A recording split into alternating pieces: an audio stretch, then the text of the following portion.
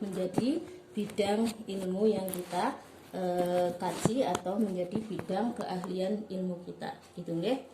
Makanya saya begitu, walaupun saya bukan sombong ya, insyaallah walaupun saya itu bisa puisi, bisa prosa, bisa nulis buku, tapi saya cukup dua saja yang saya tekuni, yaitu dai dan dosen. Itu selalu saya pakai itu karena dalam rangka itu biar saya punya kotak tertentu, satu batas tertentu, bahwa fokus saya adalah di terkait dengan dai dan dosen ya.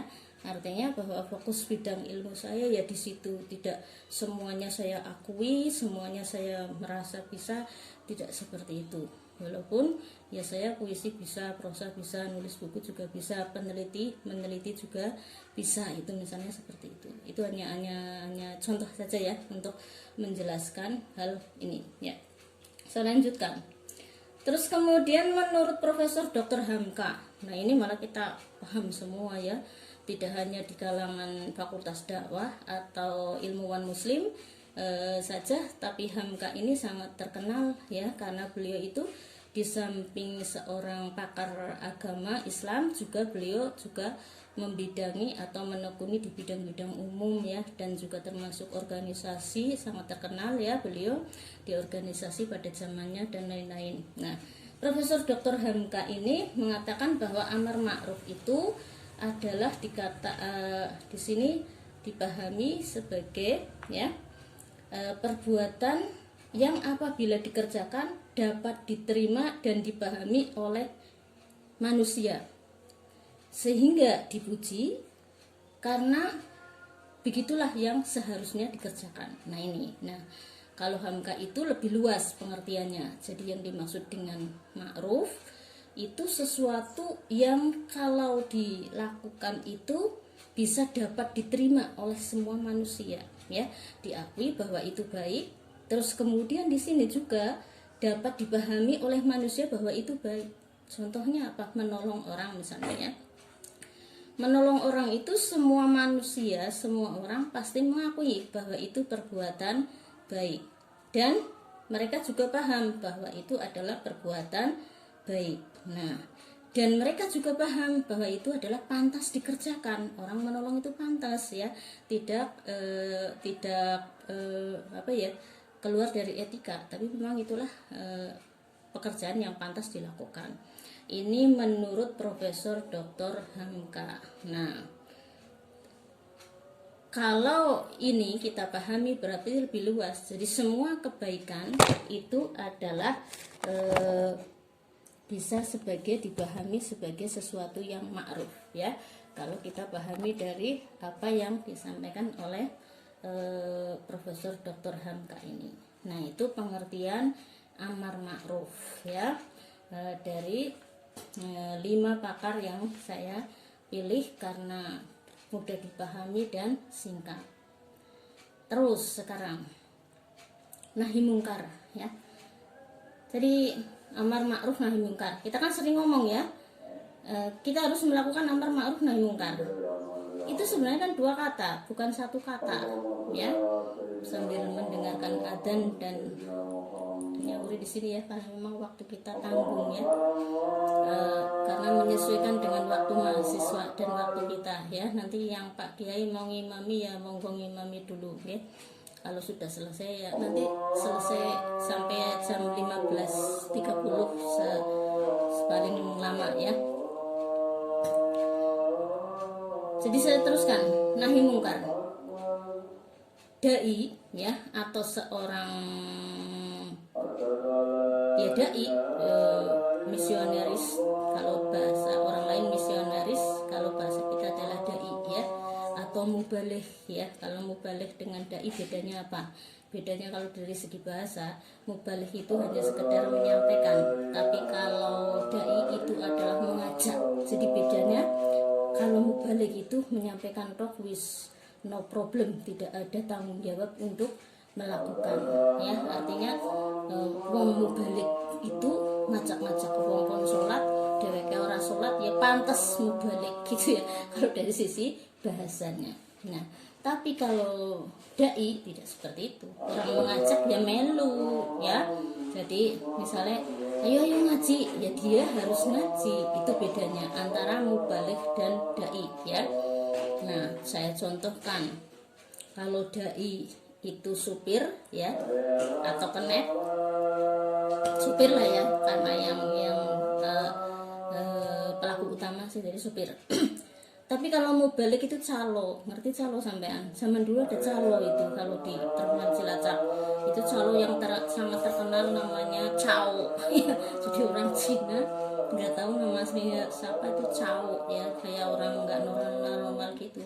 Itu kerjanya Purwokerto gitu ya, ngajaki orang suruh Purwokerto, tapi dia nggak ngajak, dia sekedar menyampaikan Purwokerto itu loh yang bis itu, ini loh yang mau ke Sidarja itu calo. Jadi mubalik itu nyun sewu, tapi ini bukan lagi ngomongi mubalik itu calo, bukan, maksudnya ini hanya diibaratkan. Jadi tolong, orang sekarang itu kebanyakan sensitif agresif, tapi sensitif agresifnya kurang lengkap. Jadi ada ngomong mubalik calon terus diomongnya bututi menseng mubalik ngarani calon, bukan. Ini lagi mengibaratkan. Mubalik itu seperti misalnya kalau kita gambarkan calon itu bukan ngajak ya, menyampaikan sesuatu tapi dia tidak melakukan, itu boleh karena dari kata mubalik itu menyampaikan itu. Nah, jadi itu Purwokerto, itu Jakarta, tapi dia tidak naik karena sekedar menyampaikan. Tapi kalau dai itu mengajak, kayak supir, ayo bu Purwokerto bu, masuk, dia nyupiri, itu dai. Jadi makanya kalau mau aman kita bilang saja, sampean apa, saya mau balik aman. Pengeran ngomong ting sarkoni, ya kan mau balik, terus menyampaikan orang lakoni ora apa-apa kan gitu ya. Nah, tapi kalau mau jadi dai, yaitu apa sih yang disampaikan kudu dilakoni diseneng dewek ya. Lalu ini bututi berarti suci banget sesuai yang disampaikan. Oh bukan begitu. Kalau saya itu karena sudah tahu makna dai itu seperti itu, ya saya hati-hati. Artinya yang saya tidak kuat melakoni, ya saya omongkan. Contoh puasa di bulan Muharram. Puasa di bulan Muharram itu baiknya itu tanggal 1 sampai tanggal 10 kan, malah lebih bagus lagi ditambah tanggal 11-nya sekalian. Tapi misalnya kok saya kabutan banget, wah puasa semono akeh ya 11 dina langsung wong wedon maning ya, anak masak anak ndulang anak ya, anak kadang-kadang ngopeni bojone barang lah sunah, mending nang bojone kok malah jere diomong ya Pak Rahmat niki lagi ngimami ya wis wudu. Pak Rahmat itu sing kiai ya, kadang-kadang karo bojone kan kayak gitu, bilangnya gini, kadar puasa sunah iki bu, ora apa-apa, nek karo aku kan wajib kan itu ya Pak Rahmat. Mohon maaf ini sing bocah-bocah ora paham ya, sing baru-baru nih Pak Rahmat paham ya, Pak Badrun barangnya.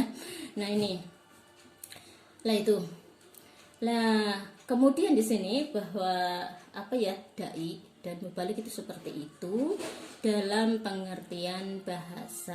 Perbedaannya bukan berarti saya sedang mengatakan mubalik we calo, saya gambarkan saja misalnya profesi supir dengan ya calo itu seperti itu. Nah, kita mau aman yang mana ya terserah Anda. Kalau saya memilih dai karena pada prinsipnya saya ingin tidak hanya sebagai calo, tapi saya juga ingin melaksanakan, meskipun itu tadi misalnya kayak puasa sunnah kok berat sampai 11, saya sampaikan semuanya sampai 11. Yang ajaran Islam nggak boleh disimpan juga, harus sampaikan semuanya. Tapi kemudian saya menggarisbawahi itu sunnah bu pak, yang kuat, yang tidak kuat orang lakoni ya ora apa-apa, sing ora kuat 11 ya 10, ora kuat 10 ya songo gitu maksudnya ya, ora terus plong-plongan orang lakoni bebas ya ora bener ya kan gitu. Oke, saya teruskan pengertian nahi mungkar ya. Yang selama ini kita tahu amar ma'ruf nahi mungkar dikira satu paket. Tidak, ternyata berbeda. Amar ma'ruf sendiri, nahi mungkar sendiri. Walaupun ya banyak orang yang sudah tahu itu tidak satu paket. Artinya satu paket itu memang harus dilaksanakan semuanya atau tidak. Nah ini nanti di kesimpulan yang terakhir nanti ya. Sekarang nahi mungkar. Nahi mungkar kembali lagi, kan saya pilih 5 orang tadi ya, 5 pakar ilmu dakwah. Yang pertama An-Nasai tadi, menurut An-Nasai yang dimaksudkan dengan nahi mungkar ini adalah meninggalkan sesuatu yang dianggap jelek oleh sara dan akal. Itu nahi mungkar. Jadi tidak melarang. Meninggalkan tok itu sudah nahi mungkar. Meninggalkan segala sesuatu yang dianggap jelek oleh sara dan akal itu adalah nahi mungkar menurut An-Nasai, ya. Terus yang kedua menurut An-Nawawi Al-Jawi tadi, nahi mungkar adalah mencegah dari syirik dan berpaling dari Muhammad.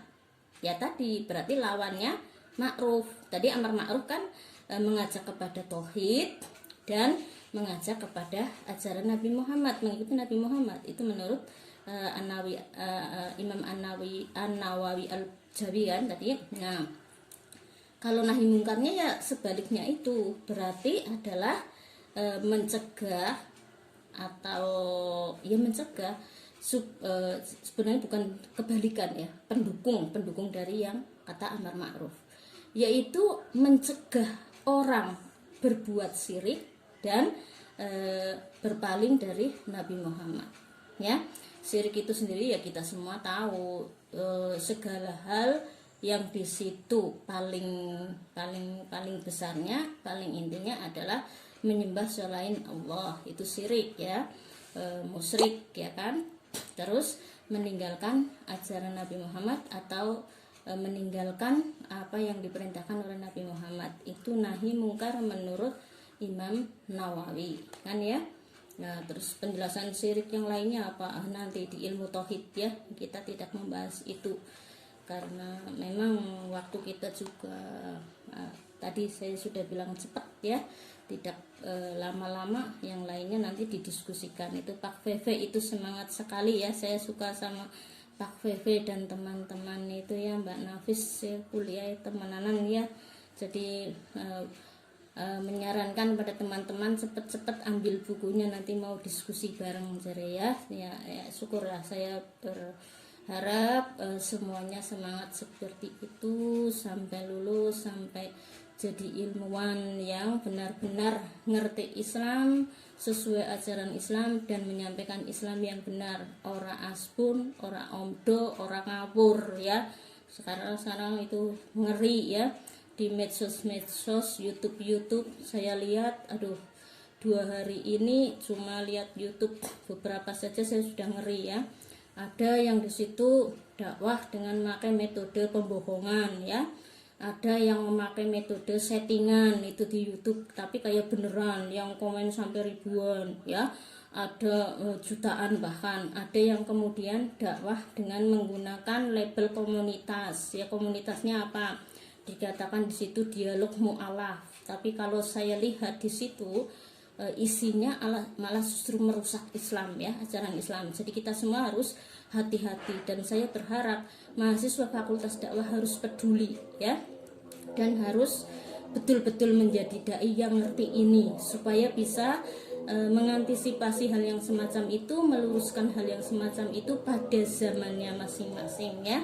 Karena kan semua ulama pasti akan meninggal dunia, andalah penerus-penerusnya kan, ngoten nggih. Oke, saya lanjutkan. Yang ketiga menurut Ahmad Al-Marohi tadi ya, Mustafa Al-Marohi yang mengarang kitab Al-Marohi itu mengatakan bahwa nahi mungkar ini adalah merupakan lawan katanya dari ma'ruf. Jadi kalau ma'ruf tadi adalah kebaikan yang menurut syariat dan akal menurut Al-Marohi, berarti kemungkaran adalah keburukan yang menurut syariah dan akal. Jadi definisi yang buruk menurut syara' dan menurut akal yaitu mungkar, itu katanya Al-Marohi. Sehingga nahi mungkar berarti adalah melarang orang untuk berbuat keburukan yang keburukan itu sesuai dengan definisi akal dan syara. Misalnya apa? Mencuri ya. Mencuri itu kalau menurut syara juga buruk ya, menurut akal juga buruk. Nggak ada orang yang ditanya meskipun itu pencuri, ditanya kamu itu nyuri, menurut kamu mencuri itu baik atau buruk sih? Pasti pencurinya bilang itu buruk itu ya yang dimaksudkan, bahwa menurut akal itu juga buruk, walaupun orang buruk pun mengatakan itu buruk kan gitu ya. Itu menurut akal semua manusia ya. Yang keempat, menurut Nasiruddin Abi Said Abdillah bin Umar bin Muhammad, nah ini As-Sariji Al-Baidawi yang tadi ya, yang keempat itu yang mengatakan ma'ruf adalah perintah kepada iman dan taat ya. Nah, menurut Nasiruddin ini kalau ma'ruf adalah perintah kepada kebaikan, kepada iman dan taat, maka kemudian mungkar ini adalah sebaliknya, yaitu mencegah dari iman dan maksiat. Nah, iman di sini penjelasan dari Nasiruddin adalah syirik juga ya, musyrik. Jadi yang dimaksud iman adalah iman billah ya, iman kepada Allah ya. Nah, makanya di sini nahi mungkar menurut Nasiruddin juga mencegah orang untuk berbuat syirik dan maksiat. Maksiat apa maknanya? Maksiat ya segala sesuatu yang buruk menurut tadi syariah ya, itu maksiat ya.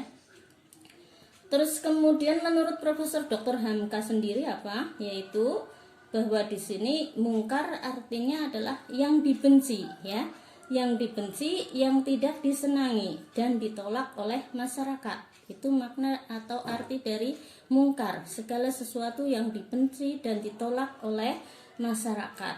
Ini ya. Nah, kemudian di sini ditolak oleh masyarakat. Lah, hal inilah yang kemudian kalau nahi mungkar berarti ya melarang orang lain jangan sampai berbuat segala hal yang dibenci dan ditolak oleh masyarakat.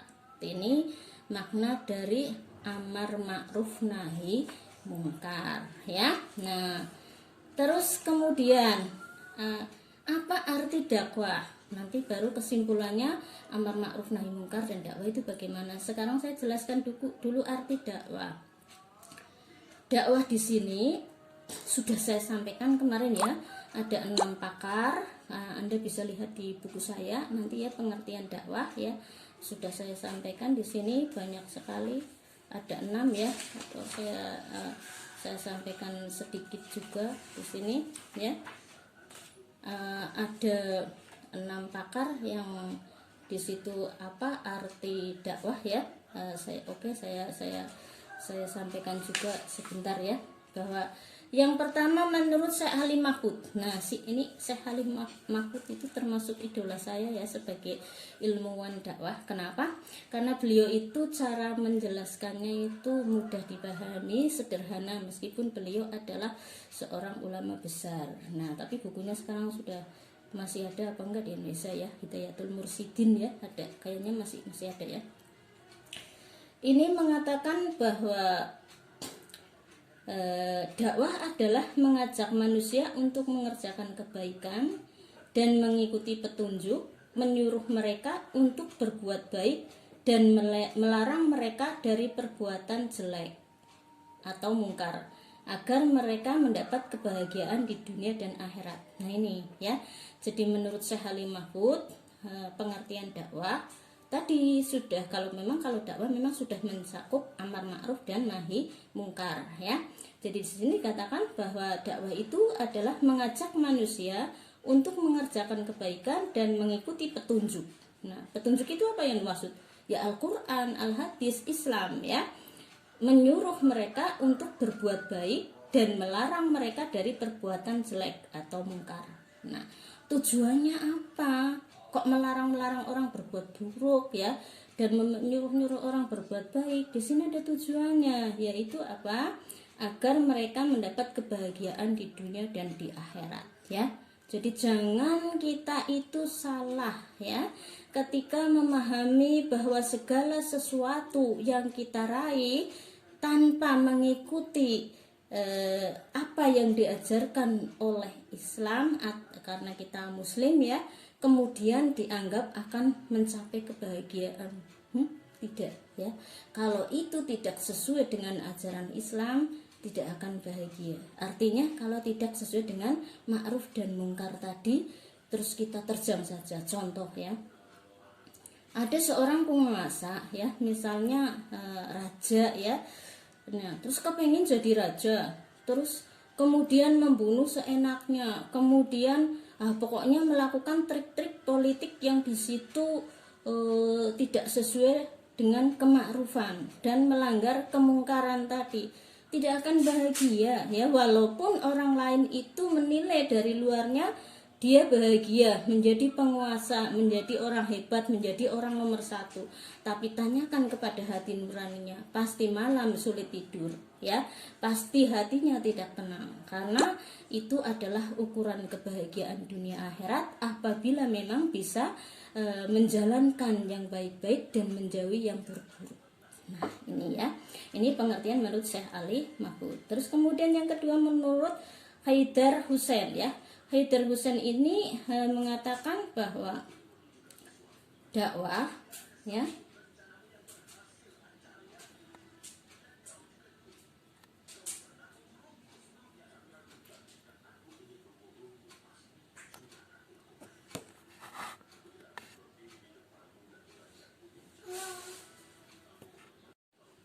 menurut Haidar Hussein bahwa dakwah adalah upaya untuk memotivasi orang agar berbuat baik dan mengikuti jalan petunjuk dan melakukan amar ma'ruf nahi mungkar dengan tujuan untuk mendapatkan kesuksesan dan kebahagiaan di dunia dan akhirat. Nah, ini bedanya di mana yang signifikan? Bedanya di sini adalah kata-kata memotivasi orang, ya. Tapi memotivasi sebenarnya ya sama dengan mengajak sebenarnya seperti yang tadi yang pertama ya, tapi di sini memotivasi ya berarti lebih kepada pengertian mubaligh ya, memotivasi kan tidak mengajak. Nah, tetapi memotivasi ini seperti tadi sama ya, memotivasi kepada jalan yang baik, jalan yang mengikuti petunjuk. Kemudian di sini untuk apa? Kesuksesan dan kebahagiaan dunia dan akhirat ya. Jadi tidak hanya kebahagiaan dunia akhirat, tapi di situ juga sudah masuk pada kesuksesan ya. Jadi makna sukses di sini ya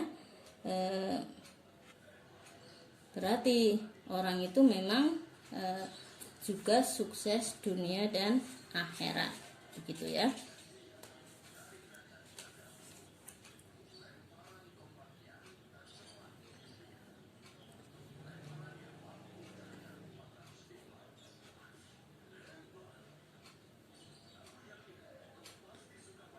Yang ketiga menurut Toha Yahya Umar ya.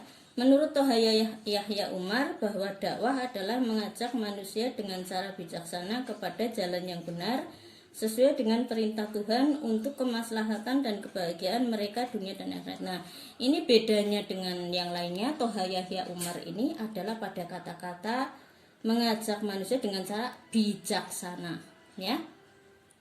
Bedanya di sini.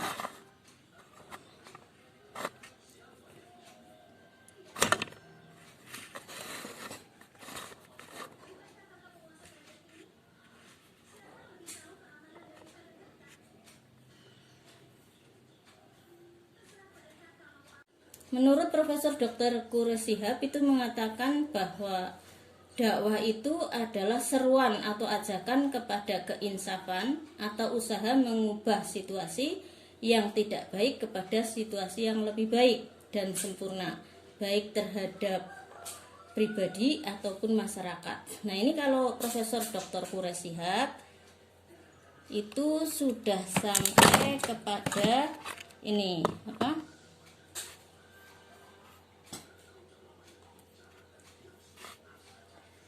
Profesor Dr. Quraish Shihab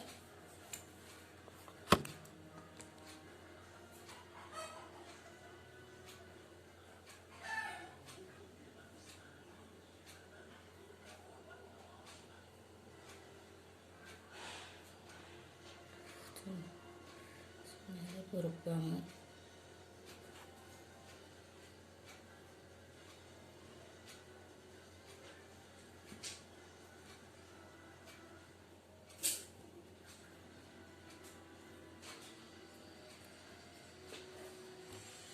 Tinggal sedikit ya. tapi sinyalnya malah macet-macet ya. Ya, sinyalnya macet-macet ya, tinggal sedikit lagi ya, sebentar lagi ya. Menurut Profesor Dr. Quraish Shihab ini berarti lebih itu lagi ya, lebih detail lagi, lebih mengkerucut lagi, yaitu mengajak kepada keinsafan manusia. Jadi malah lebih mengkerucut tapi lebih sulit ya, karena manusianya supaya insaf ya. Tetapi insafnya di sini memang pekerjaan yang butuh dari hati, kemudian juga dari pikiran, butuh kesungguhan yang lebih dalam. Karena supaya insaf mau mengerjakannya, tidak hanya sekedar mengerjakan ini ya, mengerjakan menuju pada keinsafan, yang di situ keinsafannya itu tidak sekedar insaf, tetapi di situ insaf untuk melakukan perbuatan yang baik dan lebih sempurna. Jadi lebih berat ya, supaya insaf, dan insafnya di situ harus berbuat lebih baik dan lebih sempurna, yang sampai kemudian dijelaskan di sini oleh Profesor Dr. Quraish Shihab, yang bisa merubah ya, merubahnya ini pribadi dan masyarakat. Aduh, berat ya kalau jadi dai menurut Profesor Dr. Quraish Shihab ya. Terus sekarang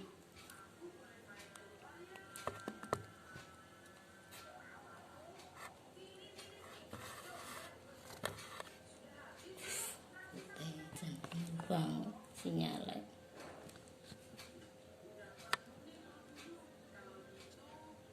Nah, sekarang menurut ini siapa ini?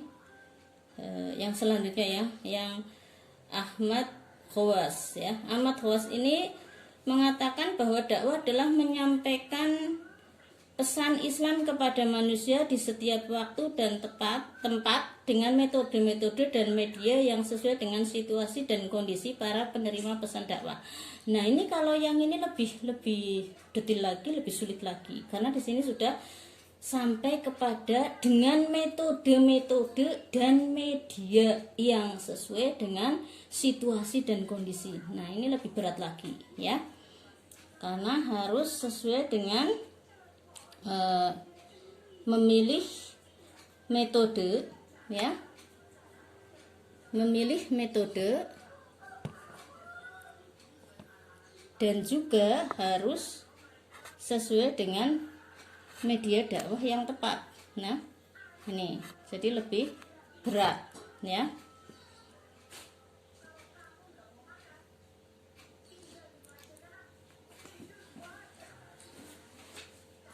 Lebih berat lagi ini ya.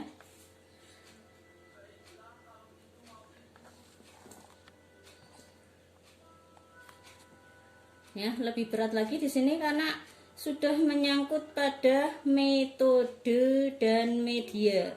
Berarti memang seorang dai dalam berdakwah itu harus mencari metode dan media yang tepat supaya bisa mencapai dakwahnya, tujuan dakwahnya supaya bisa tercapai. Ini menurut Khawas. Metodenya dijelaskan banyak ya.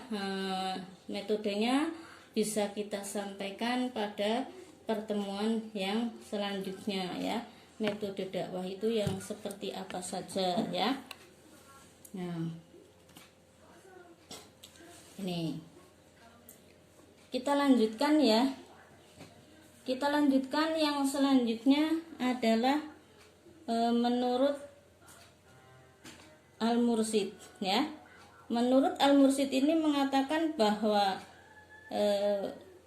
dakwah ini merupakan sistem dalam menegakkan penjelasan kebenaran, kebaikan, petunjuk ajaran, memerintahkan perbuatan pada yang ma'ruf, dan mengungkap media kebatilan dan metode-metodenya dengan berbagai macam pendekatan, metode, dan media dakwah. Lah, ini menurut Al-Mursyid ini malah lebih ilmiah lagi dan lebih sulit lagi, karena di sini harus melalui pendekatan-pendekatan dan metode-metode serta media-media dakwah yang di sini sesuai dengan hasanah ilmiahnya ya. Ini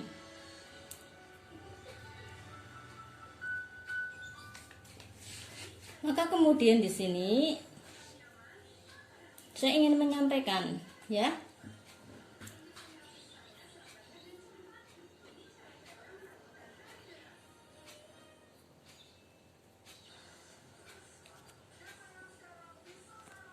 bahwa dakwah di sini berarti harus menggunakan metode dan media yang tepat ya, bahkan dengan cara yang bijaksana. Ini ya, jadi tidak asal ngawur ya, harus disesuaikan dengan kondisi latar belakang mat'u, medianya juga tepat, metodenya juga tepat. Nah, ini kapan dijelaskannya? Besok ya, kuliah yang selanjutnya, yang terakhiran. Kalau ini baru pengertian dakwah dulu. Nah, sekarang setelah kita tahu apa pengertian amar ma'ruf nahi mungkar dan dakwah, maka yang saya sampaikan di sini kesimpulannya ya, semua itu tadi, semua penjelasan saya penting semua dan jangan dilupakan. Besok dalam tes juga masuk ya, keluar di dalam tes itu penjelasannya yang luas. Tapi yang saya simpulkan di sini yang sore hari ini adalah yang terkait dengan dai ya. Yang terkait dengan dai itu bagaimana, yang saya simpulkan bukan berarti ini tok yang penting, enggak. Dari awal yang saya sampaikan semua penting, cuma ini yang kesimpulan makul hari ini adalah ini sudah 3:30 ya, bahwa inti dari berdakwah itu semuanya harus dilakukan. Amar ma'ruf ya harus, nahi mungkar yang harus, dua-duanya. Kenapa? Karena ketika kita cuma memerintahkan kebaikan tanpa mencegah keburukan, maka kebaikan itu akan dilakukan tapi yang buruk tetap jalan. Demikian juga kalau kita hanya mencegah yang mungkar, kebaikan tidak ditunjukkan, mereka hanya akan tidak melaksanakan yang mungkar, tapi baiknya tidak tahu. Baik yang menurut syara itu seperti apa, tauhid seperti apa, itu tidak tahu. Maka di sini dakwah adalah harus dilakukan semuanya ya, dengan cara amar ma'ruf dan nahi mungkar ya. Nah, dakwah dengan cara amar ma'ruf nahi mungkar inilah yang kemudian menjadi kewajiban seorang dai ya. Dai harus melaksanakan amar ma'ruf nahi mungkar ya. Nah, terus kemudian amar ma'ruf nahi mungkar ini tentunya dengan cara yang bijaksana ya, dengan metode yang tepat sehingga dakwah kita benar ya, materinya sesuai dengan ajaran Islam, tidak seenaknya. Karena dalam Islam itu ada ajaran-ajaran tertentu ya, yang di situ ajaran Islam itu adalah merupakan sumbernya dari sumber utamanya yaitu dari Al-Qur'an dan Al-Hadis itu ya, Al-Qur'an dan Al-Hadis. Nah, yang lainnya, sumber-sumber lainnya itu ada berbagai macam kitab karangan para alim ulama ya. Jadi inti dari sini adalah dakwah Islam itu memang harus dilakukan dengan metode yang tepat, metode dan media yang tepat, dengan cara-cara yang bijaksana, yang baik, dan lain-lain. Itu kita sampaikan pada pertemuan yang akan datang. Kali ini cukup sekian dulu. Nah, intinya di sini dakwah itu harus amar ma'ruf nahi mungkar dilakukan semuanya ya, tidak hanya amar ma'ruf tok, tidak hanya nahi mungkar tok, dan tidak seenaknya, tapi di situ sesuai dengan ajaran Islam yang benar, sesuai dengan Al-Qur'an dan Al-Hadis, bukan sesuai pemikiran kita ya. Jadi menurut Al-Qur'an dan Al-Hadis ya. Jangan hanya menurut yang kita pahami ya, dan jangan menurut hawa nafsu kita, tetapi harus sesuai dengan ajaran Islam yang disampaikan oleh Rasulullah ya. Saya kira cukup sekian. Wassalamualaikum warahmatullahi wabarakatuh.